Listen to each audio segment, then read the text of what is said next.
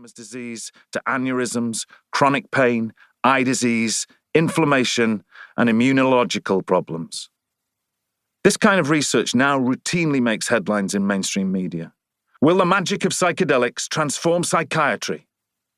Asked The Guardian in November 2021. A year later, psychedelic drugs may launch a new era in psychiatric treatment, brain scientists say, according to NPR.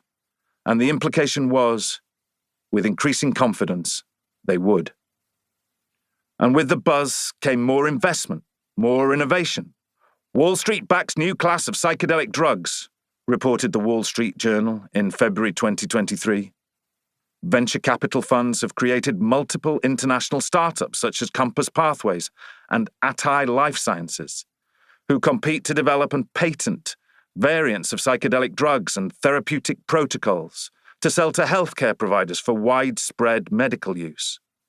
In the US alone, the projected value of the magic mushroom market in 2028 is $6.4 billion, which puts it on a par with that for baby food and nearly 10 times that of M&Ms. All of which is to say that in a few short years, psychedelics have gone from something you did at a festival to a place in the cultural mainstream. Being an expert in them had meant being a psychonaut, something of an outsider, of less than exalted reputation. Nowadays, it means being a research scientist, a therapist, an investor. What was for decades marginal has once again become of interest to the ordinary and extraordinary alike. In March 2023, Gabor Mate, the well-known physician and author specializing in trauma and addiction, interviewed and diagnosed Prince Harry on television, following the royal's astonishing, transformative experiences with a psychedelic tea. Like some of my younger, more progressive colleagues, I kept half an eye on these developments. It's territory that's familiar to me professionally as a clinical neuropsychologist, treating people with brain trauma, neurological conditions, and before that, mental illness and addiction. At the time, there was little in the way of personal interest. In my teens and 20s, I'd taken more than my fair share of drugs, including the occasional trip. It was a long time ago. The experiences were messy, more torturous than recreational, and I had no desire to revisit them.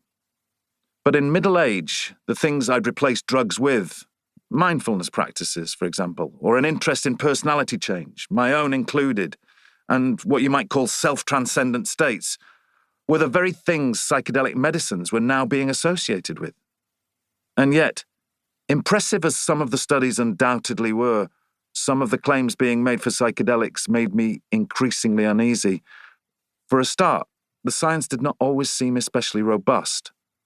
The best scientists were open about the fact that their findings were qualified or partial or preliminary. Less scrupulous ones brushed over the fact that their studies were based on small cohort sizes and had yet to be replicated. And often, I had the feeling that their attention was somehow in the wrong place. The resurgent interest in psychedelics has concentrated primarily on the brain, and more specifically on those areas of the brain currently in vogue. The brain has its fashions too, but very little on the actual experiences of the people taking the drugs. Or else those experiences are binned in broad, coarsely constructed categories like mystical experience that reflect the mindsets, the biases and/or preferences of the researchers themselves. I read reports about the sudden, dramatic and lasting treatment of mental illness, but my experience as a clinician has been that mental illness doesn't tend to respond like that. Clearly, there was and is something incredibly interesting and valuable to be understood scientifically, but also culturally. Like many, I suspect, I have friends or friends of friends who had tried psychedelics out of curiosity, but also as a way of addressing feelings of misery, anxiety, stuckness. But I also couldn't help noticing how interesting and valuable psychedelics were to investors and had questions about the kinds of investment being made and in whose interests. Fashion and science are often uneasy bedfellows.